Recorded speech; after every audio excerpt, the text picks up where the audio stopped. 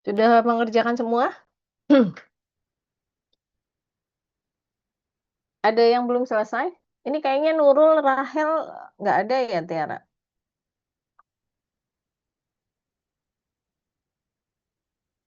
Mana ada Tiara?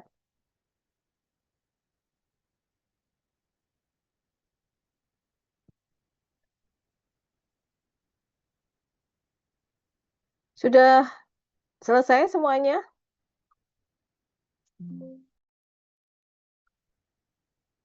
Halo, terdengar nggak suara saya? Terdengar, Bu. Dengar, Bu. Oke, boleh on kamera ya. Saya kalau kuliah udah on kamera, tapi terus pada off. Sepertinya saya seperti diabaikan, kecuali ada aktivitas. eh Baik. Tiara sudah join belum?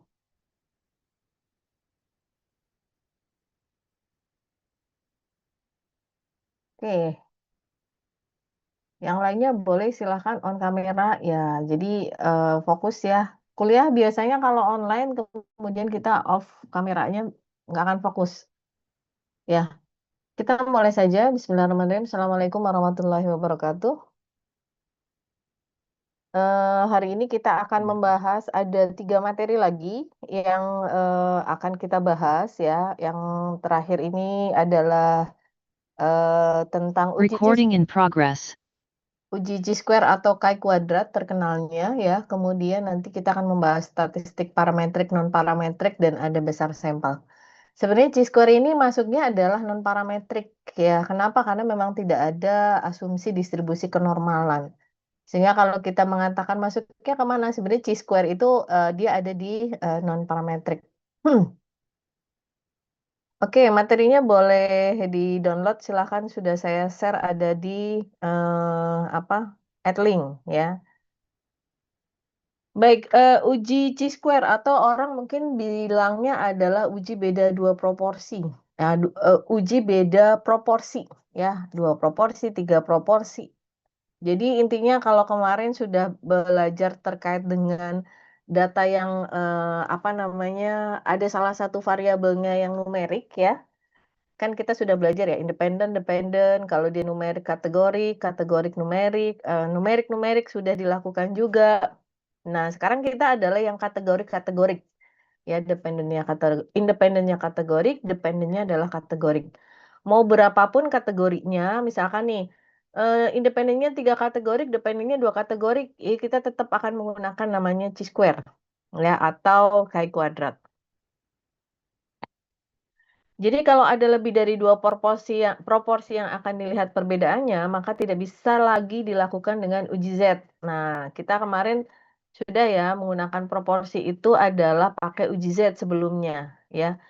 Cuma permasalahannya adalah kalau dia lebih dari proporsi, ya. Jadi kalau lebih dari 2 proporsi kan kemarin akhirnya ada pengulangan. Ini menunjukkan akhirnya ada derajat kepercayaannya menjadi rendah, CI-nya jadi lebih turun. Ya, misalkan ada 3 proporsi nih, P1, P2, P3. Akhirnya kalau dilakukan uji Z, maka akan ada kombinasi yang terjadi di situ. P1, P2, P1, P3, P2, P3. Akhirnya nilai alfanya inilah yang akan meningkat. Ya, waktu kita belajar di uji T, kemudian di ANOVA, ya berapa kali nih di Bonferroni. Nah, ternyata di proporsi juga akan sama pada saat dia lebih dari 2 proporsi.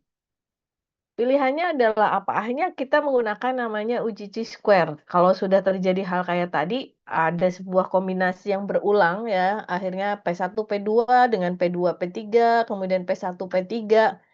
Akhirnya kita akan menggunakan namanya adalah uji Chi-square ya. Eh, ini konsepnya. Jadi uji Chi-square ini sebenarnya membandingkan nilai apa yang diamati dengan nilai expected atau harapan. Jadi kalau kita boleh apa namanya eh, mendefinisikan sebenarnya uji Chi-square ini antara harapan dan yang diamati sama nggak sih? Beda nggak sih? Nah, makin besar perbedaan nilai observasi dengan expected atau harapannya, maka kemungkinan perbedaan antara proporsi yang diuji akan terjadi. Contoh, ini jika koin dilambungkan 50 kali. Jadi kalau permukaan apa namanya H-nya keluar 28 kali, maka ini adalah nilai observed, sedangkan nilai expected atau nilai harapan kalau koin itu seimbang adalah 25. Jadi kalau koin kan itu ada 2 sisi ya, ada yang angka, ada yang huruf, ada yang angka atau yang gambar ya, istilahnya terserah nih mau angka gambar atau mau yang lainnya, yang jelas koin ada 2 sisi. Kalau secara perhitungan, itu sebenarnya kemungkinan akan munculnya adalah setengah-setengah, 50-50. Kalau dilempar 50 kali, maka kemungkinan akan muncul angkanya adalah 25 kali, kemudian yang, gambarnya adalah 25 kali. Itu sebenarnya nilai apa? Harapan.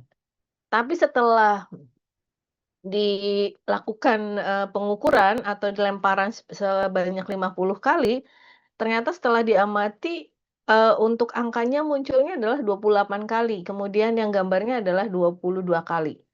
Nah, ini berarti kan ada perbedaan antara apa? Antara harapannya tadi, ya harapan itu kan harapannya kalau dilempar 50 ya 50-50 deh, ya setengah-setengah kan.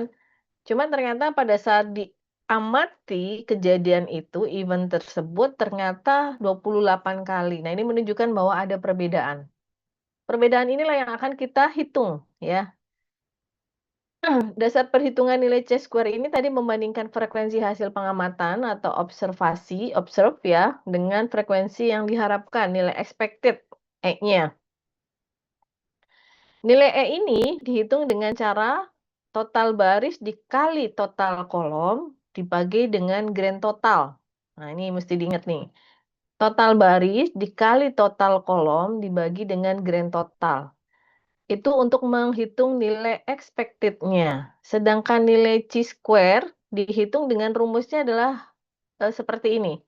X kuadrat sama dengan jumlah observed dikurangi expected kuadrat dibagi dengan expected-nya. Ini kalau berbicara rumus.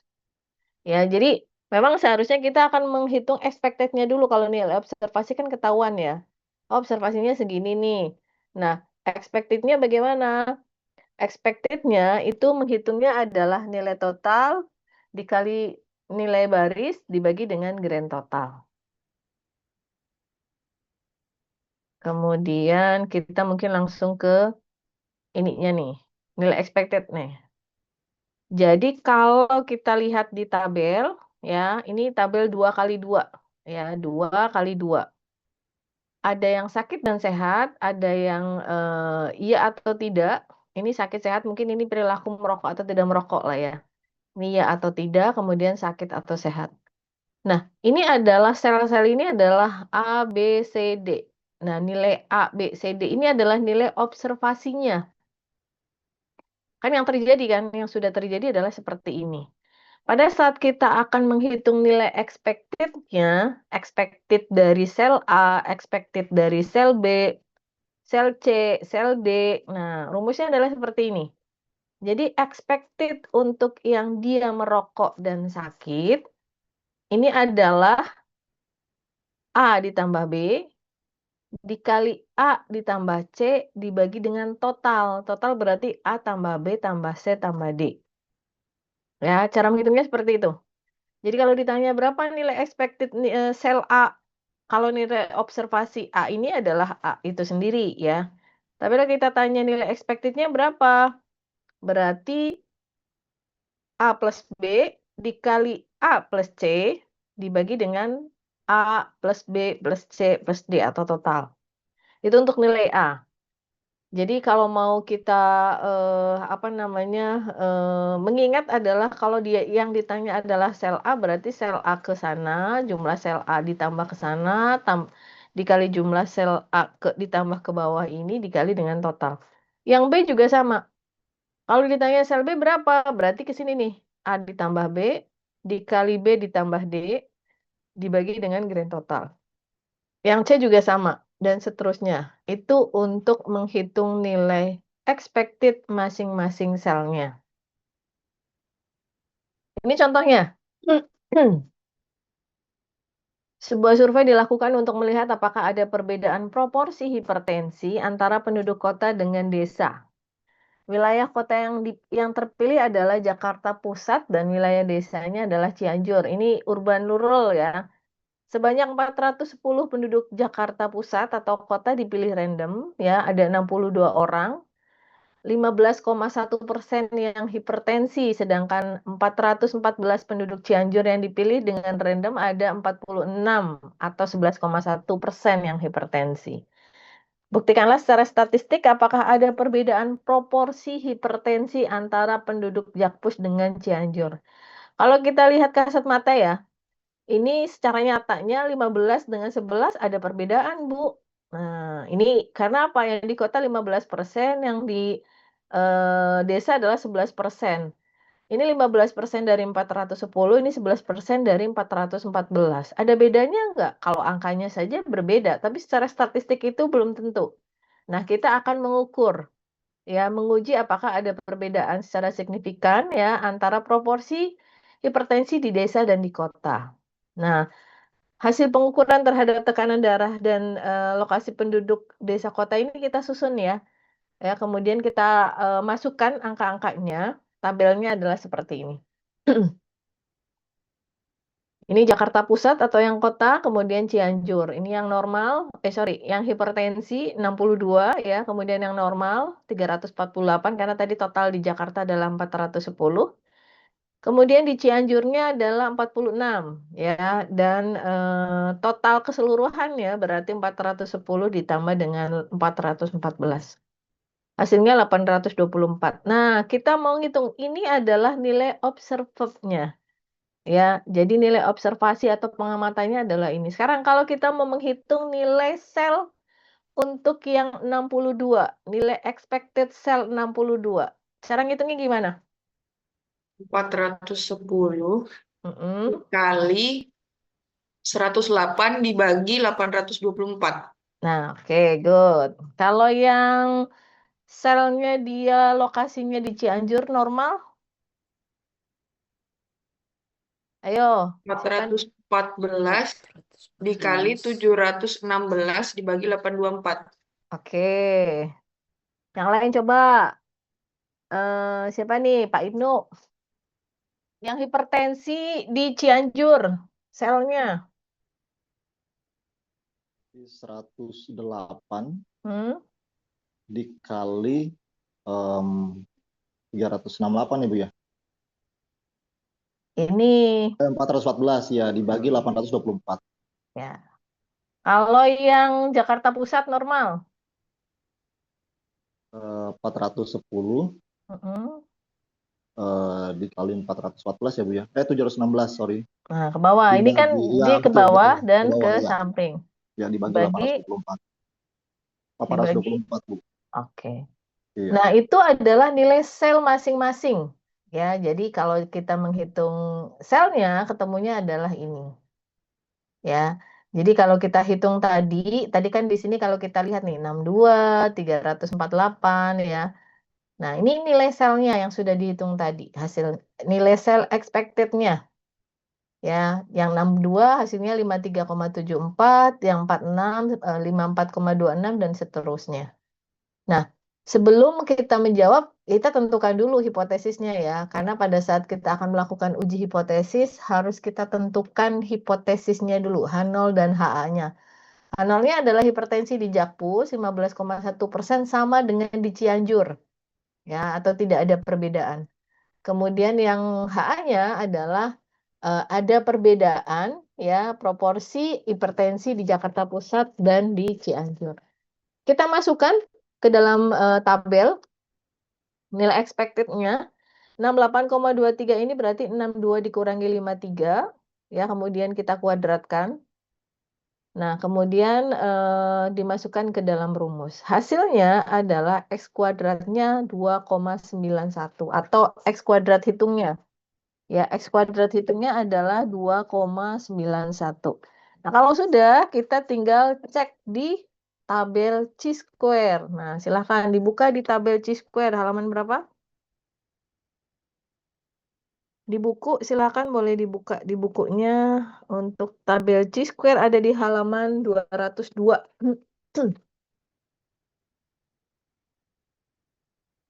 Sudah?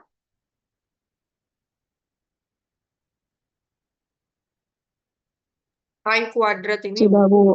Ya, distribusi chi kuadrat. Nah, tadi ketemunya adalah 291 ya, menggambarkan. Yang pertama kita cek dulu nih, alfanya yang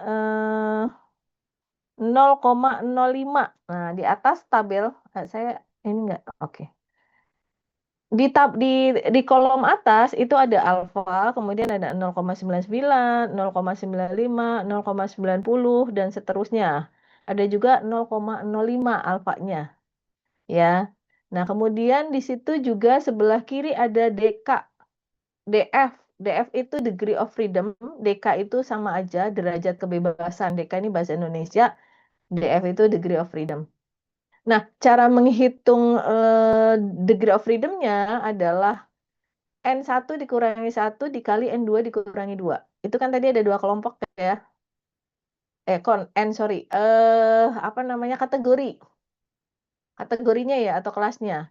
Yang tadi kelompok pertama adalah urban rural, ada dua kategori kan, berarti 2 dikurangi 1 dikali dengan tadi hipertensi dan tidak hipertensi, 2 dikurangi 1. Berarti hasilnya adalah 1. Kalau kita lihat DF-nya 1, ya, kemudian dengan alfanya 0,05, maka didapatkan di situ adalah 3,841. Terlihat ya. Nah, kemudian kalau kita lihat ternyata sebelah kirinya adalah yang 0,10. Kita harapannya kan apa namanya, semakin ke kanan kalau dia mau signifikan. Ternyata dia hasilnya adalah 2,91. Kalau 2,91 itu berarti ke kiri. Mendekati alfa yang 0,10 karena di alfa 0,05 itu dia 3,841. Sehingga kalau semakin ke kiri maka masuk ke dalam area yang apa? Yang H0-nya gagal ditolak. Bisa dipahami sampai sini? Jadi kesimpulannya adalah H0-nya gagal ditolak. Atau apa? Atau sama saja dengan kesimpulannya kalau H0 gagal ditolak berarti kan diterima ya. Berarti ada proporsi hipertensi di desa dan di kota adalah sama atau tidak ada perbedaan. Oke, ada pertanyaan sampai sini? Suka kebalik-balik ya, H0 gagal ditolak, H0 gagal ditolak tuh berarti H0-nya diterima ya. Kalau diterima berarti ya H1-nya akan ditolak. Ibu, maaf Oke. tadi rumus DK-nya apa ya, Bu? DK-nya itu kolom dikurangi 1 dikali baris dikurangi 1. Kolom tuh yang ini tadi nih, maaf. Nah ini kan, ini kolomnya kan ini kan ada 2 kan, berarti kolomnya dikurangi 1 dan barisnya dikurangi 1. Ini kan barisnya ada 2 nih. Jakarta Pusat, Cianjur, baris dikurangi 1, kolom dikurangi 1 dikalikan. Oh ya, makasih, Bu. Ya, oke. Ada lagi? Bisa dipahami ya sampai sini ya. Nah, kesimpulannya adalah tidak cukup bukti untuk menyimpulkan proporsi hipertensi penduduk kota tidak sama dengan penduduk desa, alias apa? Tidak ada perbedaan. Tidak cukup bukti untuk menyimpulkan bahwa itu tidak sama ya. Jadi proporsi kejadian hipertensi antar desa dan kota adalah sama. Oke. Kemudian itu tadi ya, untuk menghitung chi-square. Nah, ternyata chi-square ini ada beberapa kegunaan. Yang pertama adalah untuk uji goodness of fit atau kesesuaian, uji homogenitas atau homogeneity, dan independensi atau asosiasi hubungan. Chi-square ini adalah uji sejuta umat mahasiswa S2 itu rata-rata pakainya ini. Ya, karena mereka nggak mau dengan asumsi distribusi kenormalan ya. Kalau nggak normal dia mesti apa namanya dinormalkan dulu ya. Nah, akhirnya pilihannya adalah kalau nggak normal mereka akhirnya dibuat kategori. Contohnya berat badannya nggak normal.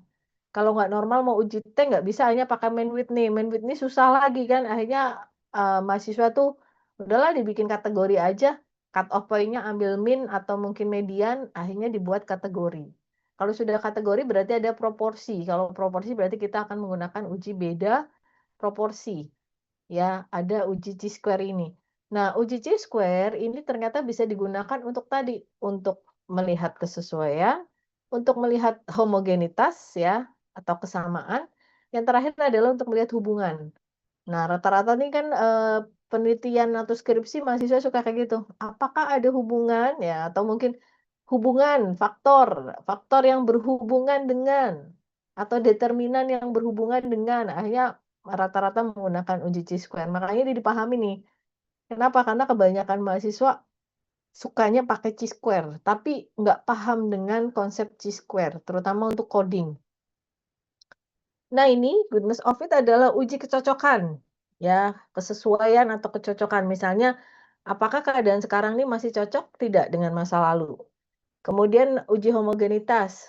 Biasanya cirinya adalah ada perbedaan proporsi dari beberapa sampel.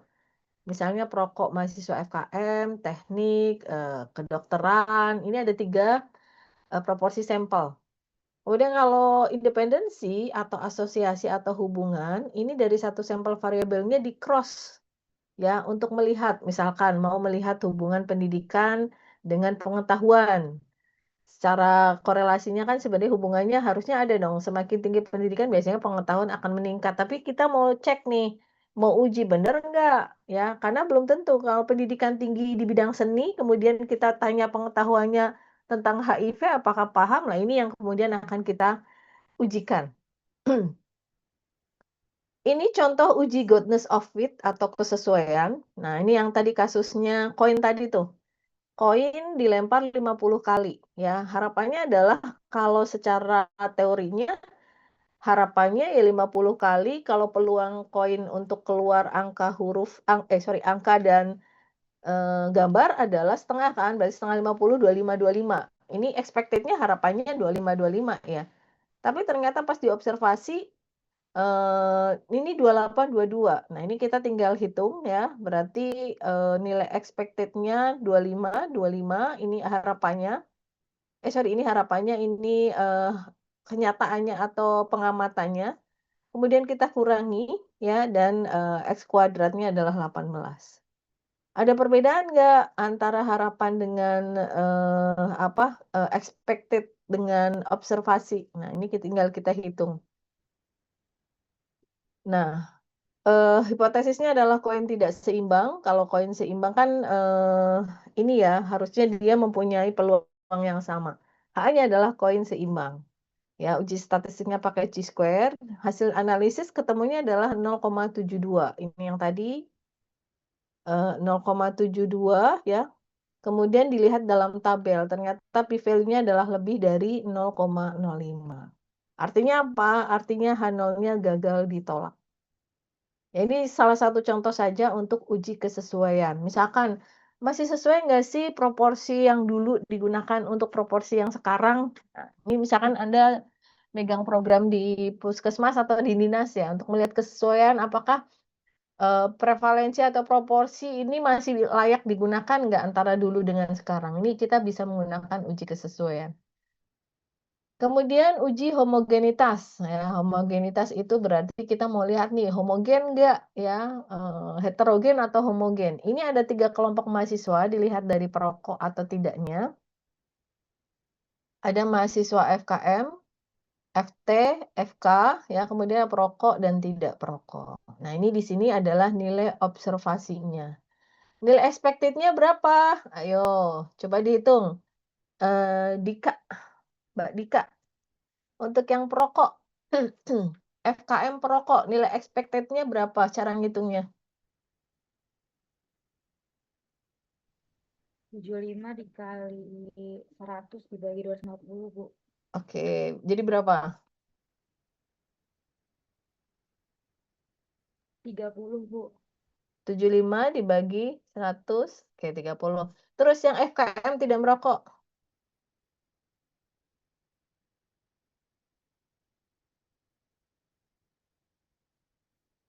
FKM tidak merokok? 75 dikali 150 dibagi 250, hasilnya 45. Oke. Kemudian, Mas Beni, Ada?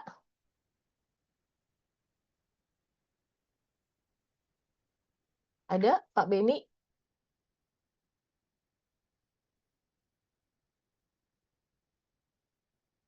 Atau silakan Mbak Widya. Untuk yang FT perokok. 100 dikali 100 dibagi 250, Bu. Oke, yang tidak merokok? Yang tidak merokok 100 dikali 150 dibagi 250. Oke, good. Yang Fakultas Kedokteran, silakan Mas Puji. Yang perokok, Fakultas Kedokteran.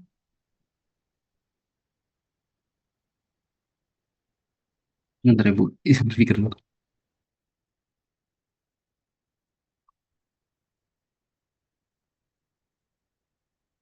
Yang perokok, Fakultas Kedokteran. Berapa?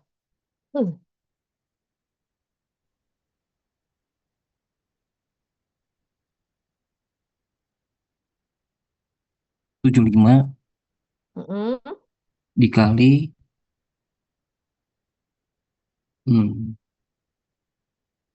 100 ya, Bu. Mm-mm. Terus? Dibagi 250. Oke, good. Yang Fakultas Kedokteran tidak merokok.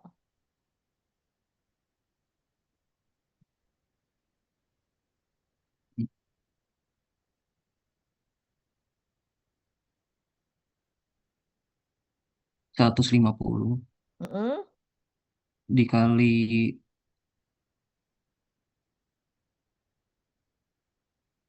75 dibagi Mm-mm. 250. Ya. Jangan bingung ya. Ini cara ininya begini nih, Mas. Nih. Ini kan tadi kan yang ditanya Fakultas Kedokteran tidak merokok. Ini kan berarti kan. Ya udah, tinggal ditarik ke sini berarti 75. Terus ini berarti ke bawah dikali 150 dibagi 2,5. Kalau ditanya ini berarti tarik nih ke sini set 75 dikali set ke sini 100 dibagi 2,5. Begitu ya. Ini kalau nggak ditanya tuh biasanya nggak konsen, nggak tahu. Ini cara menghitung nilai expected ya. Hasilnya seperti ini. Ya, nilai expected-nya yang tadi ini adalah nilai observasi, ini adalah nilai expected-nya dari hasil hitung yang tadi sudah dijelaskan oleh teman-teman. Nah, kalau sudah kita buat hipotesisnya, tidak ada perbedaan atau proporsi perokok antara mahasiswa FKM, FT, dan FK adalah sama, kemudian HA-nya ada perbedaan. Ya, kemudian, nah ini DF-nya, degree of freedom, baris dikurangi 1, dikali kolom dikurangi 1. Ya, jadi ini mau kebalik juga nggak apa-apa, kolom kurangi 1 dikali baris kurangi 1 juga sebenarnya sama saja ya. Ini degree of freedom-nya.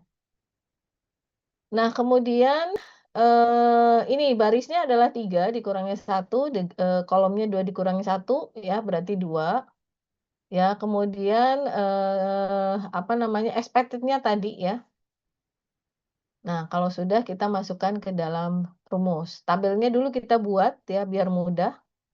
O dikurangi E berarti 25 kurangi 30 minus 5 dikuadratkan adalah 25. 50 kurangi 45, 5 ini 25 dan seterusnya. Jadi nilai expected-nya nilai X kuadratnya atau hasil hitung X kuadratnya akan terlihat. Hasilnya adalah 243. Nah, ini sama. Degree of freedom-nya dilihat ya, DK-nya berarti di 2. Nah, boleh dicek nih sambil cross-check di tabel halaman 202. Degree of freedom-nya 2, kemudian hasilnya adalah 243. Ya, berarti harusnya dia di sebelah antara 0,5 sampai 0,10. Berarti dia lebih besar dari 0,05 atau lebih besar dari alfa. Kalau lebih besar, berarti apa? H0-nya gagal ditolak. Kesimpulannya adalah tidak ada perbedaan yang bermakna atau signifikan proporsi perokok pada ketiga fakultas tersebut. Ya, ini kalau untuk menguji homogenitas, ya untuk melihat kesamaan proporsi. Nah, ada juga yang digunakan untuk melihat asosiasi, ya, asosiasi atau hubungan. Nah, ini ada sebuah contoh. Penelitian terhadap 150 orang pengunjung suatu rumah sakit yang diambil secara random dan ukur pengetahuan mereka terhadap HIV/AIDS. Dari 150 orang ini, 35 orang pendidikan tinggi, 50 pendidikan menengah, dan sisanya berpendidikan rendah. Kemudian pengetahuan dibagi menjadi 3 kategori, baik, sedang, dan kurang. Jadi 3 kali 3 nih tabelnya ya. Kalau tadi tabelnya 2 kali 2, 3 kali 2, ya. Kemudian ini adalah tabelnya 3 kali 3, 3 kolom dan 3 baris ya. Berarti N-nya berapa nih? N-nya adalah DF-nya adalah 4. Nah, ini di breakdown lagi ya, data 35 orang yang berpendidikan tinggi, 20 mempunyai pengetahuan baik, 10 sedang, sisanya kurang ya. Akhirnya dari kasus yang tadi akan disusun adalah seperti ini. Ini jangan bingung ya, ketemu 11,7 dari mana? 11,7 ini berarti 35 dikali 50 dibagi 150 ya. 16,7 dari mana? 50 dikali 50 dibagi 150. 21,6 dari mana? 65 dikali 50 dibagi 150. Ya, ini cara menghitung nilai expected dari masing-masing selnya. DF-nya berapa? Karena tadi barisnya adalah 3, kolom ini kan 3 nih barisnya nih, 1, 2, 3. Kolomnya juga 3, 1, 2, 3, sehingga B dikurangi 1, K dikurangi 1, hasilnya adalah 4. Ya, jadi 4 sel, jadi degree of freedom-nya adalah, atau DK-nya adalah 4. Kita tentukan dulu hipotesisnya, ya, H0 dan HA-nya, tidak ada hubungan. Nah, ini beda kan hipotesisnya. Kalau tadi kan untuk melihat perbedaan, kalau di homogenitas. Ya, kemudian di goodness of fit untuk melihat kesesuaian, apakah masih sesuai atau tidak. Nah, kalau di sini asosiasi atau untuk melihat hubungan, hipotesisnya akan berbeda. Karena yang tujuannya adalah untuk melihat asosiasinya, maka H0-nya adalah tidak ada hubungan antara pendidikan dan pengetahuan. HA-nya adalah ada hubungan antara pendidikan dan pengetahuan. Ini kalau sudah dihitung ya, alfanya 0,05, pakai ujinya adalah chi-square. Hasil uji chi-square-nya adalah 12,363. Nah, boleh dicek nih. 12 di halaman 202. DF-nya adalah 4. Ya. Kemudian hasilnya adalah 12,3. Berarti semakin ke kanan. Di alfa 0,05 ini ada di 9,48. Berarti dia lebih ke kanan lagi. Otomatis apa? Alfanya akan lebih kecil dari 0,05. Kesimpulannya apa? Keputusannya adalah uji H0-nya ditolak, ya. Yang diterima adalah HA-nya. Berarti apa? Kesimpulannya adalah ada hubungan signifikan antara pendidikan dengan pengetahuan. Begitu ya. Jadi uji chi-square itu bisa digunakan untuk melihat kesesuaian, homogenitas, kemudian yang terakhir adalah untuk melihat hubungan. Makanya nanti kalau skripsi atau penelitian analisis data jenis uji itu tergantung dari tujuan. Tujuannya mau ngapain nih? Mau melihat perbedaan proporsi, atau mau melihat hubungan, atau melihat kesesuaian kalau di chi-square ya. Nah, itu kita mesti jelas. Kenapa? Karena akhirnya H0-nya ini akan berbeda. Dan keputusan uji serta kesimpulannya juga akan berbeda. Oke, nah kalau kasusnya adalah tadi, barisnya ada 2, kolomnya ada 2. Berarti tabelnya adalah 2 dikali 2. Nah, untuk tabel 2 kali 2 sebenarnya kita nggak perlu menghitung nilai expected. Tadi kan mesti dihitung expected-nya satu-satu ya, kemudian masukkan ke dalam tabel. Nah, selama tabelnya 2 kali 2, kita dalam menghitung nilai X kuadratnya atau chi-square-nya itu nggak perlu dihitung expected-nya. Tinggal dimasukkan ke dalam rumus saja. N ini adalah berarti semuanya, total ya. Dikali AD dikurangi BC kuadrat dibagi dengan A ditambah C kuadrat, dikali B ditambah D, dikali A ditambah B, dikali C ditambah D. Jadi sebenarnya kalau tabelnya 2 kali 2 nggak perlu ngitung expected-nya ya. Kita pakai rumus ini aja bisa. Hasilnya akan sama saja. Contohnya kasus yang tadi hipertensi. Hipertensi di Cianjur dan Jakarta Pusat. Saat kita masukkan itu kan 2 kali 2 kasusnya ya. Kita masukkan ke dalam, rumus yang ini, itu ternyata hasilnya sama, 2,91. Sehingga rumus ini bisa digunakan hanya pada tabel 2 kali 2. Yang kolomnya 2 dan barisnya 2, Anda tidak perlu menghitung expected-nya, tapi bisa menggunakan rumus ini. Bu, ngapain Bu, tadi ngitung expected? Kan kita mesti tahu dulu, expected itu dari mana asalnya ya. Jadi kalau udah paham kita mau menggunakan rumus yang dikembangkan apapun kita akan lebih, mudah. Nah, uji chi-square ini ada syarat-syaratnya ya. Jadi dapat digunakan dengan syarat yang pertama adalah jumlah sampelnya lebih dari 40. Makanya hati-hati nih nanti kalau skripsi.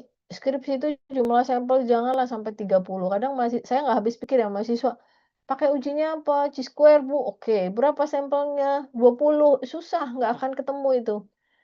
Karena minim syarat dari si chi-square itu sendiri adalah jumlah sampelnya ya 40 lah, lebih dari 40, 41 lah masih aman ya. Kenapa? Karena pada saat dia sampelnya kurang, yang terjadi adalah nilai expected dari selnya mungkin akan ada yang 0. Dan ini berpengaruh terhadap ujinya. Kita nggak bisa pakai uji chi-square lagi tuh. Mungkin kita akan pakai Pearson, ya. Mungkin akan pakai yang lainnya gitu. Jadi di luar yang chi-square akan lebih susah lagi. Kemudian jumlah sampel antara 20 dan 40 masih diperbolehkan, cuma tadi tidak ada selnya itu kurang dari 5. Sel expected-nya ya, nilai expected-nya kurang dari 5.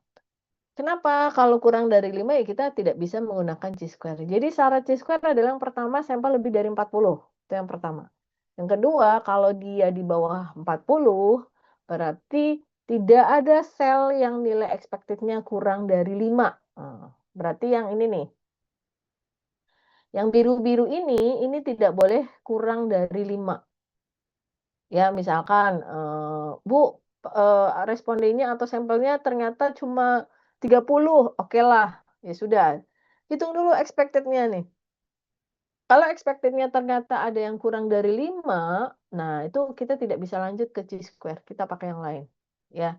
Tapi kalau sampel 30, tapi di sini aman Bu, nggak ada yang kurang dari 5, berarti Anda boleh lanjut ke chi-square. Pakai rumus ini ya, kalau 2 kali 2.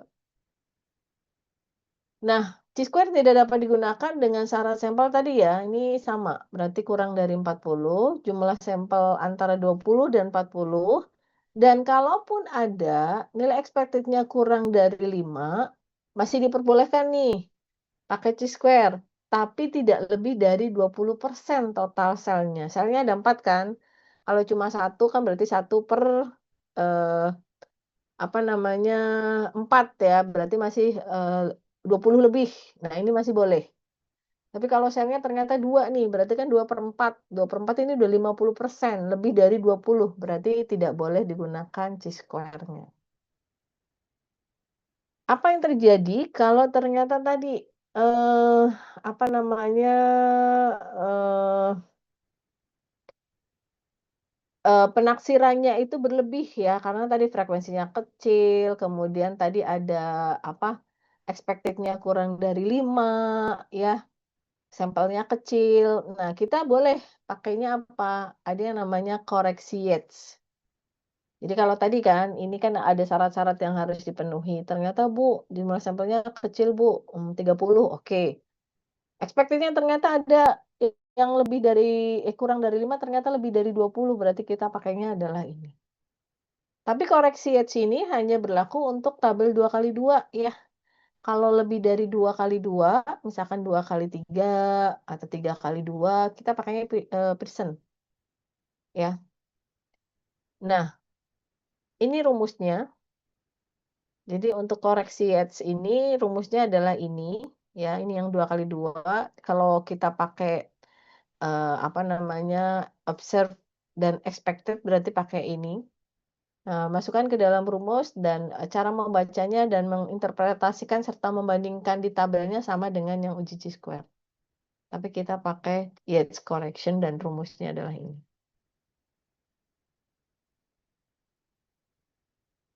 Nah, kemudian yang berikutnya. Nah, kalau kolomnya ternyata lebih dari 2, barisnya lebih dari 2. Kalau tadi koreksi Yates ini kan dia 2 kali 2 tapi sampelnya sedikit, ya, atau 2 kali 2 ternyata ditemukan nilai expected cell-nya itu kurang dari 5. Kita pakai koreksi Yates. Nah, bagaimana kalau ternyata tabelnya adalah 2 kali 3, 3 kali 2, ya. Jadi salah satunya adalah lebih dari 2. Nah, apa yang kita gunakan? Kita pakai Fisher. Saya dari tadi nyebut Pearson salah ya, bukan Pearson, Fisher maksudnya tuh. Fisher exact test namanya. Ini juga termasuk ke dalam statistik non parametrik. Jadi kalau terdapat salah satu dari syarat di atas, maka syarat ini ya, B-nya lebih dari 2, kolomnya lebih dari 2, maka kita lakukan dengan uji Fisher exact. Kalau sudah digabung, ternyata masih ada pelanggaran dari persyaratan validitas. Jadi sebenarnya gini, kalau dia lebih dari 2 kali 2, itu kita boleh gabung. Contoh misalkan pendidikan. Pendidikan tinggi, menengah, rendah. Ya, kita mau, Bu, ini terlalu banyak, Bu, dan ada sel yang kosong, kita boleh gabungin. Jadi pendidikan tinggi sendiri, rendah menengah digabung. Atau sebaliknya, rendah sendiri, menengah sama tinggi digabung. Itu tergantung kekosongan selnya yang mana. Nah, tapi ternyata pada saat sudah digabung ini masih ada pelanggaran ya dari validitas uji dan sudah 2 kali 2, maka kita menggunakan namanya rumusnya adalah Fisher exact. Jadi biasanya kalau chi-square kalau memang dia kolom atau barisnya lebih, kita upayakan untuk di-merge dulu nih, di-merger dulu ya. Kolomnya dan ininya didami jadinya 2 kali 2. Tapi kalau sudah didami ternyata tadi, validitasnya itu nggak sesuai ya, kemudian ada, expected tadi masih, ada ditemukan kurang dari 5, kita boleh pakai namanya Fisher exact. Oke, sampai sini ada yang mau ditanyakan? Silakan. Untuk uji chi-square. Ada pertanyaan?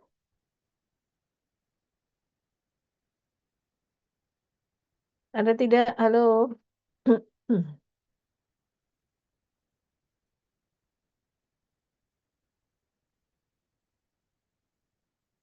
Kalau tidak, Bu, aku mau nanya boleh silakan. yang itu Bu, yang soal tadi yang SD pendidikan yang contoh soal itu kan yang di keterangan soal kan cuman kayak SD 50 mana ya soalnya itu Bu yang di slide.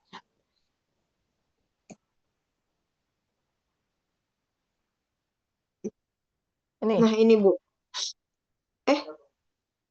Iya, yang pendidikan tinggi sedang. Nah, kan Ibu kan di kolom selanjutnya itu eh ini tingginya 20, menengahnya 15 itu tuh yang penting kita baginya totalnya 50 gitu ya, Bu.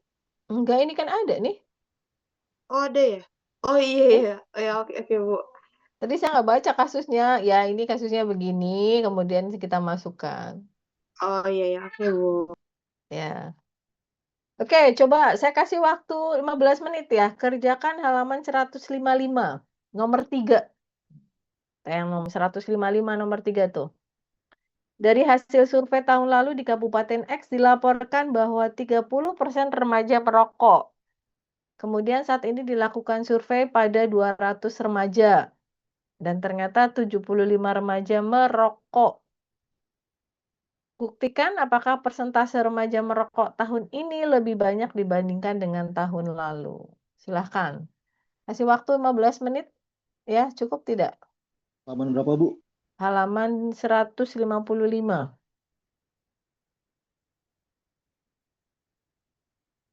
Ya, silahkan dikerjakan dulu. PPT-nya ada di ini ya, ada di mana? Di Edlink, boleh di-download. Boleh dikerjakan dulu, jadi tahu nih, kurangnya ada di mana, yang belum dipahami di mana. Kalau nggak ngerjain itu biasanya kita nggak tahu nih. Silahkan dikerjakan, saya kasih waktu 15 menit. Nanti akan saya tunjuk ya siapa yang menjelaskan.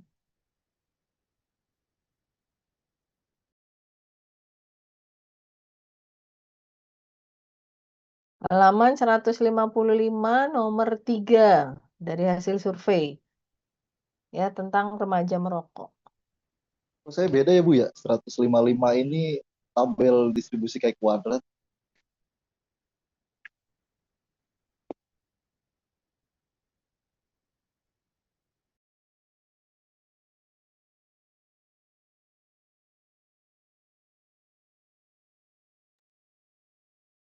Ibu masih mute Bu, sorry. Oh ya. Yang lain halaman berapa? Kalau di buku saya 155 sih. Sebelum materi ke 11. Jadi silahkan di bab 10 itu di soalnya ada nomor 3. Bab Iya Pak 10. Ibu. Atasnya mah tulisannya uji kai kuadrat, cuma itu kan ada soalnya nomor 3. Oh, oke, sebelahnya ya. Bisa ya, Mas Ibnu. Ya, silakan Kakak boleh cek dikerjakan. grup WA ya Pak Ibnu, udah saya kirim foto soalnya. Barangkali bukunya beda. Emang Kasih. ada buku yang terbitan lama dan baru ya. Emang buku ini suka diperbarui dari penerbit ya. Dan Pak Tanto suka memang mengoreksi, ada beberapa yang salah, beliau revisi. Jadi bisa jadi halamannya sedikit berbeda. Ya, silahkan 15 menit untuk mengerjakan. Nanti kalau sudah, silahkan presentasi. Presentasinya silahkan di screenshot dari apa yang sudah dikerjakan dan dijelaskan. Saya akan memberikan bonus poin. Ya, bonus poin ini bisa digunakan untuk tadi menambah nilai di nilai hasil. Jadi silakan yang siap difoto hasil jawabannya, kemudian di-share di Zoom ya, dijelaskan saja. Nanti kalau memang benar dan sesuai akan saya berikan poin ya. Poinnya lumayan besar lah ya. Poinnya 10 atau kalau di iniin berarti 100 ya. Ini bisa ditambahkan nanti pada saat nilai akhir untuk menambah eh, nilai akhir dari mata kuliah ini. 15 menit ya.